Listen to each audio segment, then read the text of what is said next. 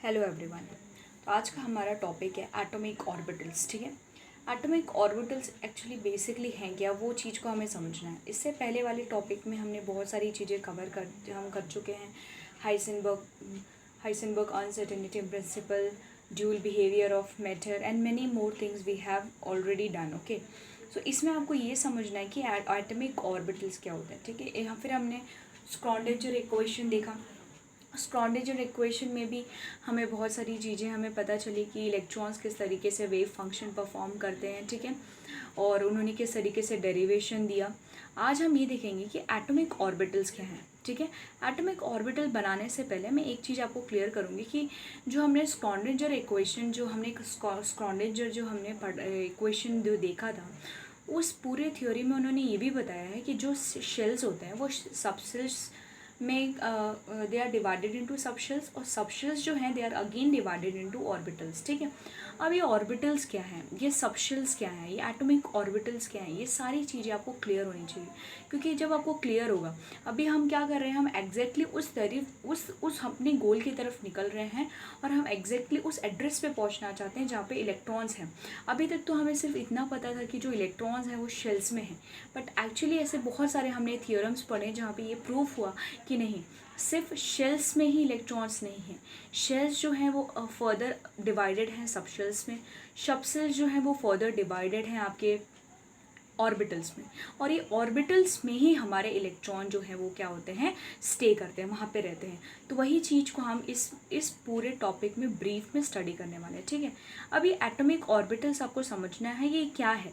Electrons always keep on revolving. आपको पता है कि इलेक्ट्रॉन्स जो है वो हमेशा न्यूक्लियस की चारों तरफ घूमते रहते हैं। ठीक है, और वो जब वो घूम रहे होते हैं, when they are revolving around the nucleus, ना ही वो किसी एनर्जी को गेन करते हैं और ना ही किसी एनर्जी को वो लूज़ करते हैं। ये भी हम देख चुके हैं। ठीक है, अभी वो क्या उसमें चीज़ें हैं। So due to this it is impossible to determine the position. तो हम इस वक्त जब जो इलेक्ट्रॉन्स हैं वो न्यूक्लियस के अराउंड जब रिवॉल्व कर रहा होता है, तो रिवॉल्व करते करते क्या होता है कि हमने ये भी देखा था हाइसेनबर्ग अनसर्टेनिटी प्रिंसिपल में कि हम उसकी पोजीशन या उसके मोमेंटम किसी दोनों में से किसी एक को ही क्या कर सकते हैं, फाइंड कर सकते हैं। ओके, अगर हम उसकी पोजीशन को फाइंड करते हैं तो उस वक्त हमारा जो मोमेंटम हो जाएगा that will be your uncertain. अगर हम मोमेंटम को कैलकुलेट कर रहे हैं सो position will be uncertain. Okay, तो ये दो चीज़ें हमने यहाँ से देखा। और उसमें क्या है कि so due to this it is impossible to determine the position, so we can find the probability of electron around the nucleus. This probability region are called as orbitals. ठीक है, तो actually what is this atomic orbital. Atomic orbital क्या होता है कि हमें पता है कि मैं आपको एक डायग्राम से समझाने की कोशिश करती हूँ कि एक्चुअली ऑर्बिटल्स हैं क्या। इस तरीके से हमारा न्यूक्लियस होता है और ये हमारे आप देख सकते हो इस तरीके से शेल्स रहते हैं। वैसे मैंने यहाँ दो ही शेल्स बनाए हैं। It depends on the electronic configuration कि उसमें कितने इलेक्ट्रॉन्स होंगे। ठीक है, अब इस तरीके के शेल्स होते हैं, यहाँ हमारा न्यूक्लियस होता है और हमें ये पता है कि इलेक्ट्रॉन जो है वो एक सर्टन स्पीड में वो क्या करेगा, इस तरीके से हमारे न्यूक्लियस के रिवॉल्व करेगा। करेक्ट, उसके रिवॉल्व करेगा उसके। तो जब वो रिवॉल्व करेगा तो रिवॉल्व करते करते क्या होगा, ना ही वो एनर्जी को गेन कर सकता है और ना ही एनर्जी को वो क्या कर सकता है, लूज़ कर सकता है। बट ऐसा कब हो सकता है कि जब वो अपने एनर्जी स्टेट को चेंज करे, जब आप कोई एक्सटर्नल फैक्टर या कोई लाइट को वहाँ पे क्या करोगे, एक्साइट करोगे। अगर आपने कोई लाइट को, फॉर एग्जांपल ये इलेक्ट्रॉन है, यहाँ पे आपने कोई लाइट को यहाँ पे क्या किया, एक्साइट मीन्स स्ट्राइक कर दिया, तो वो इलेक्ट्रॉन जो है वो अपने जो भी उसका शेल होगा वो अपने हायर शेल में क्या करेगा, उस एनर्जी को गेन करके जंप कर लेगा। ठीक है, बट अगर वो अपने ऑर्बिट पे इस तरीके से रिवॉल्व कर रहा है, ठीक है, तो रिवॉल्व करते करते एक ऐसी पॉसिबिलिटी आएगी जहाँ पे वहाँ पे हम ये कंसिडर करेंगे, वहाँ पे प्रोबेबिलिटी बहुत ज़्यादा हो जाएगी। ठीक है, प्रोबेबिलिटी बहुत ज़्यादा होने की वजह से इस तरीके से आपको एक डार्क रीजन यहाँ पे इस तरीके से यहाँ पे डार्क रीजन दिखाई देगा। उस डार्क रीजन को हम ये कंसिडर करेंगे, ये सिर्फ एक प्रोबेबिलिटी हम निकाल रहे हैं। ठीक है, एक प्रोबेबिलिटी रीजन है। वो प्रोबेबिलिटी रीजन हम किस तरीके से निकालेंगे, वो सिर्फ स्ट्रक्चर से पता चलेगा। ठीक है, तो इस तरीके से जब वहाँ पे बहुत ज़्यादा इस तरीके से आपको डार्क स्ट्रक्चर, इस तरीके डॉट स्ट्रक्चर दिखाई देंगे, तो आप वहाँ पे ये कंसिडर करोगे कि there will be more probability, वहाँ पे इलेक्ट्रॉन होने की प्रोबेबिलिटी बहुत ज़्यादा हो गई है। और इसी इसी जगह इस मतलब यही रीजन को हम क्या कंसिडर करेंगे, ऑर्बिटल। ठीक है, इसको हम ऑर्बिटल कंसिडर करेंगे। समझ में आ गया ऑर्बिटल क्या है एक्चुअली? ऑर्बिटल एक हम कह सकते हैं वो ऑर्बिटल्स को जस्ट एक वी कैन से एक हाइपोथेटिकल इमेज बना के हमने क्या किया है, उसको स्टडी किया है। ठीक है, यहाँ पे एक ऑर्बिटल हम किस तरीके से स्टडी करेंगे, वो एक हम प्रोबेबिलिटी निकालते हैं कि यस इलेक्ट्रॉन इस रीजन में ज़्यादा है। फिर इस तरीके से जब वो रिवॉल्व कर रहा होगा तो हम यहाँ पे हम क्या कर सकते हैं, यहाँ प्रोबेबिलिटी निकाल सकते हैं। ओके, यहाँ ये रीजन में हमारा जो इलेक्ट्रॉन है वो ज़्यादा है। तो इस तरीके से हम क्या करते हैं, हम इस तरीके से प्रोबेबिलिटी निकालते हैं और this probability region is called as your orbital. Okay, तो ये होता है एटॉमिक ऑर्बिटल। अब और कुछ 2-3 चीज़ें हैं जो आपको ध्यान में समझनी है, इसमें क्या क्या इंपॉर्टेंट है। ठीक है, अभी इसमें ये इम्पॉर्टेंट है, देखो सेकंड पॉइंट ये है कि the orbital have a definite energy and single orbital can accommodate only 2 electrons. ठीक है, अब ऑर्बिटल्स जो होते हैं ना वो अलग अलग क्या होते हैं, एनर्जी लेवल्स के होते हैं। ठीक है, वो हम आगे और स्टडी करेंगे, पर अभी फ़िलहाल आप ये समझ लो कि कितने टाइप के ऑर्बिटल्स होते हैं और उनकी एनर्जी जो है वो अलग अलग होती है, बस इतना याद रखो। तो कितने टाइप के ऑर्बिटल्स हैं मैंने यहाँ पे लिखा है, देखो एक होता है एस ऑर्बिटल, एक होता है हमारा पी ऑर्बिटल, एक होता है हमारा डी ऑर्बिटल। ठीक है, वैसे ही हम 3 ही ऑर्बिटल्स को यूज़ करते हैं और एक और हमारा होता है एफ ऑर्बिटल। ठीक है, ये हमारे ऑर्बिटल्स हैं। अब ये ऑर्बिटल्स को हम जनरली इस तरीके से बॉक्स में इंडिकेट करते हैं। ठीक है, और ये बॉक्सेस जो आपको दिख रहे हैं ये हमारे ऑर्बिटल्स हैं। ठीक है, अब ये ऑर्बिटल्स जो हैं इनकी एनर्जी जो है, जैसे एस ऑर्बिटल की एनर्जी कम रहेगी। ठीक है, वो उसमें एक ही ऑर्बिटल है, पी की एनर्जी ज़्यादा रहती है, फिर डी की उससे ज़्यादा रहती है और एफ की उससे ज़्यादा रहती है। तो आपको ये चीज़ें समझनी होगी कि हर एक ऑर्बिटल का जो एनर्जी है दैट इज़ डिफरेंट, वो अलग अलग होता है। ठीक है, सेम एनर्जी नहीं होता है। ओके, अगर सेम एनर्जी अगर 2 ऑर्बिटल्स की हैं तो हम उसको डीजनरेटेड ऑर्बिटल्स कहते हैं। ठीक है, तो यहाँ देखो इस कितने टाइप के ऑर्बिटल्स हैं पहले वो कंफर्म करो।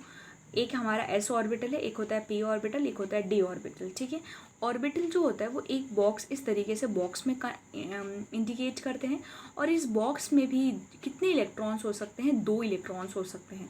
वो भी एक आप इस तरीके से क्लॉकवाइज हो सकता है और एक एंटी क्लॉकवाइज हो सकता है।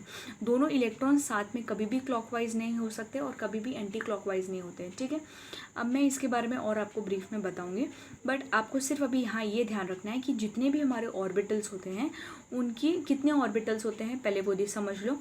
एक एस ऑर्बिटल होता है, एक पी ऑर्बिटल होता है, एक डी ऑर्बिटल होता है। ये 3 ऑर्बिटल्स होते हैं और ये 3 ऑर्बिटल्स हैं और इनकी जो एनर्जी है वो अलग अलग है। ठीक है, और एक ऑर्बिटल जो है एक ऑर्बिटल, जैसे फॉर एग्जांपल अगर मैं एस ऑर्बिटल की बात कर रही हूँ तो एस ऑर्बिटल में सिर्फ इस तरीके का आपको एक ही ऑर्बिट दिखाई देगा, इस तरीके से एक ही बॉक्स दिखाई देगा और इस बॉक्स में सिर्फ 2 इलेक्ट्रॉन्स आ सकते हैं और उससे ज़्यादा नहीं आ सकते हैं। ठीक है, अभी देखो यहाँ पे जैसे पी ऑर्बिटल है तो पी ऑर्बिटल्स में इसका यहाँ पे कितने इस तरीके से बॉक्स हैं, 1 2 3 इस तरीके से देख सकते हो।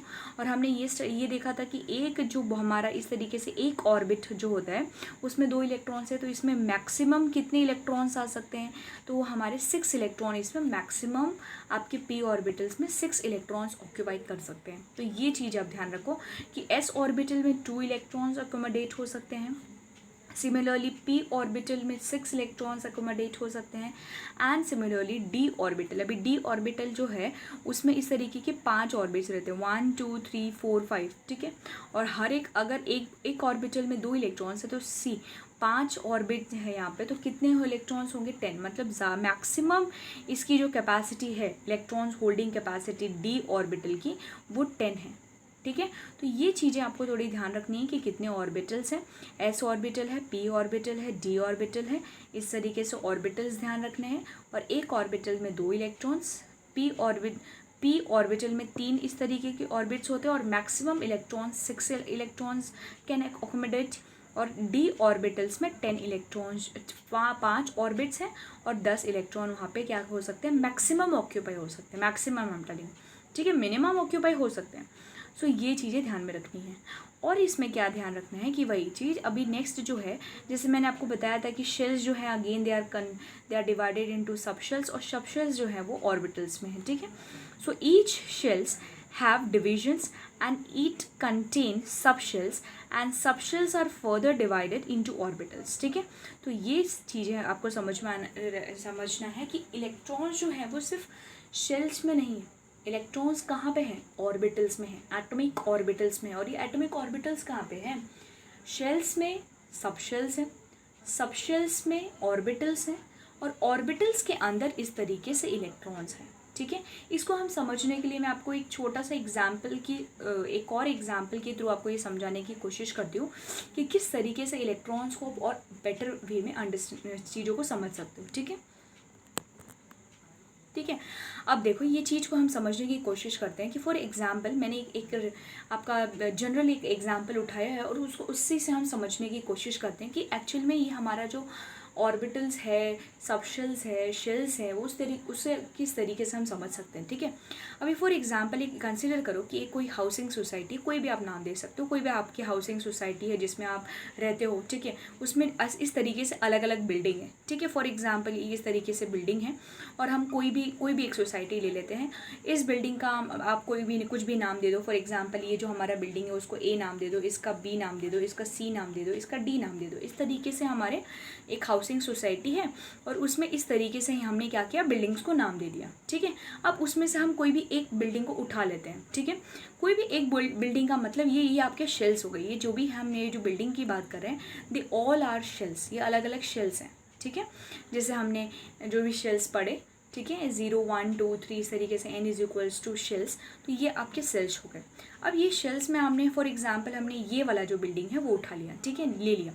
अब आपको एग्जैक्टली फॉर एग्जांपल आपको किसी का एड्रेस चाहिए, तो आप एड्रेस कैसे निकालते हो? वो क्या करते हो? सबसे पहले आप वो कौन से कंट्री में हैं, पहले सबसे पहले ये चीज़ें देखते हैं कि वो कौन से कंट्री में है। ठीक है, कंट्री हमें पता चल गया। कंट्री के बाद हम देखते हैं कि एक्चुअली वो कौन से लोकेलिटी में है। ठीक है, तो वो लोकेलिटी हो गया, लोकेलिटी देखते हैं।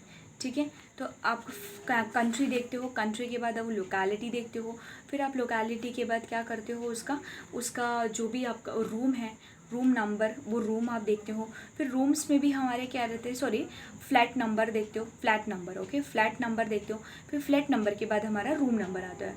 ठीक है, और रूम्स में भी किस तरीके से उसके फॉर एग्जांपल 2 रूम हैं या 3 रूम हैं, और उन रूम में भी उसमें क्या होता है, इस तरीके से पॉसिबिलिटीज़ हैं कि वो 2 ही इलेक्ट्रॉन्स वहाँ पे ऑक्यूपाई कर सकते हैं। ठीक है,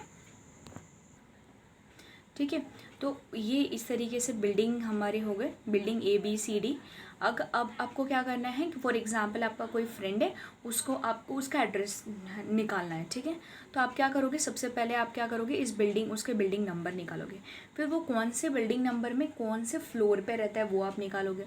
ठीक है, और फ्लोर के बाद आप क्या करोगे, उसका रूम नंबर, फ्लैट नंबर निकालोगे। और फ्लैट नंबर में वो कौन से रूम में है, एग्जैक्टली वो कौन से रूम में है। आपने क्या किया, देखो, सबसे पहले हमने क्या किया, उसका बिल्डिंग ढूंढा। ठीक है, बिल्डिंग आपने ढूंढ लिया। बिल्डिंग के बाद आप क्या निकालोगे, उसका फ्लोर कौन सा है। फ्लोर के बाद आप क्या करोगे, उसका फ्लैट नंबर निकालोगे। फ्लैट नंबर के बाद एग्जैक्टली वो कौन से रूम में है, तो वो आपको एग्जैक्टली पता चल जाएगा। ठीक है, तो इस तरीके से ही हम ये चीज़ों को निकालते हैं। आप सबसे पहले क्या निकाल रहे हो, शेल्स निकाल रहे हो। शेल्स के बाद आप सब शेल्स निकाल रहे हो। सब शेल्स में आप एटॉमिक ऑर्बिटल निकाल रहे हो। उस एटॉमिक ऑर्बिटल में भी वो रूम है, इस तरीके से रूम है, और उस रूम में भी सिर्फ ज़्यादा से ज़्यादा, फॉर एग्जांपल ये आपका रूम है। ठीक है, उस रूम में भी आप ज़्यादा से ज़्यादा क्या कर सकते हो, सिर्फ 2 ही लोग रह सकते हो, उससे ज़्यादा नहीं। तो एक जो है वो क्लॉकवाइज रोटेट कर रहा है और एक जो है वो एंटी क्लॉकवाइज रोटेट कर रहा है। मतलब ये 2 लोग जो उसमें रह रहे हैं, ये 2 इलेक्ट्रॉन्स जो हैं उसमें, वो भी एक दूसरे से क्या है, डिफरेंट है। अगर ये जो है ये पॉजिटिव हाफ स्पिन दिखा रहा है और ये जो है आपका नेगेटिव हाफ स्पिन दिखा रहा है। ठीक है, दोनों, अगर फॉर एग्जांपल एक रूम में अगर 2 लोग रह रहे हैं, तो एक जो है वो क्लॉकवाइज घूम रहा है और दूसरा जो है वो एंटी क्लॉकवाइज घूम रहा है। तो इस तरीके से हर एक इलेक्ट्रॉन जो है वो अपना क्या करता है, एक अलग अलग उसकी एक यूनिकनेस होती है। ठीक है, ये आपको समझना है इसके थ्रू। और आई होप आपको ये जो चीज़ें हैं ये समझ में आ गई होंगी। फॉर एग्जाम्पल, ठीक है, नहीं समझ में आई है फिर से मैं आपको बता देती हूँ कि हमारे सेल्स होते हैं, शेल्स में इस तरीके से हमारे सबशेल्स होते हैं, सबशेल्स में हमारे क्या होते हैं, ऑर्बिटल्स होते हैं, और ऑर्बिटल्स में एक्चुअली इलेक्ट्रॉन्स जो है वो वहाँ पे इलेक्ट्रॉन्स रहते हैं। ठीक है, तो अब हम इलेक्ट्रॉनिक कॉन्फ़िगरेशन इस अकॉर्डिंग करने वाले हैं। ठीक है, तो ये देखो, अभी फिर लास्ट जो हमारा टॉपिक है इस तरीके से कि जैसे हमारा एक ऑर्बिट है, तो एक ऑर्बिट में 2 इलेक्ट्रॉन्स रहेंगे और ये 2 इलेक्ट्रॉन्स भी, एक जो है वो पॉजिटिव मूव करेगा और एक जो है वो नेगेटिव मूव करेगा, ठीक है। एंड यहाँ पे आपको लिखा हुआ है यहाँ पे कि the 2 electrons in the orbit are different, one of the electrons it spin means it will rotate spin clockwise, और दूसरा जो है वो हमारा एंटी क्लॉकवाइज रोटेट करेगा, ठीक है। सो आज हमने इस तरीके से एटॉमिक ऑर्बिटल देखा और हमने ये समझा कि हमारे जो इलेक्ट्रॉन्स है वो एक्चुअली शेल्स में नहीं है, वो एटॉमिक ऑर्बिटल्स में है, ठीक है। और जो एटॉमिक ऑर्बिटल्स में भी हैं तो वो किस तरीके से एक दूसरे से अलग है वो हमने देखा, ठीक है। सो आई होप आज का जो वीडियो है आपको समझ में आया होगा, ठीक है। अगर आपको कुछ भी डाउट है तो आप अपने डाउट को कमेंट बॉक्स में आप लिख सकते हैं, ठीक है। और आई होप आपको ये समझ में आया होगा। एंड आगे आने वाली वीडियोस में इसकी हम डिटेल स्टडी करेंगे। अगर आपको फॉर एग्जांपल कुछ डाउट है तो इस चीज़ को समझने की कोशिश करो। एटलीस्ट 2 बार इन वीडियो को देखो, 1 बार देखो, 2 बार देखो, समझ में आ जाएगा। इतनी कुछ भी डिफ़िकल्टी नहीं है। अगर मैंने आपको ये रियल लाइफ एग्जाम्पल लेके समझाया है, ठीक है। अगर हम इस तरीके से पढ़ते तो बहुत कॉम्प्लिकेटेड होगा, पर अगर आप इन चीज़ों से लेके जब पढ़ोगे, इन चीज़ों को जब रिलेट करके पढ़ोगे तो that will be easier for you. आपको बहुत आसान होगा उन चीज़ों को पढ़ना। Okay, so thank you.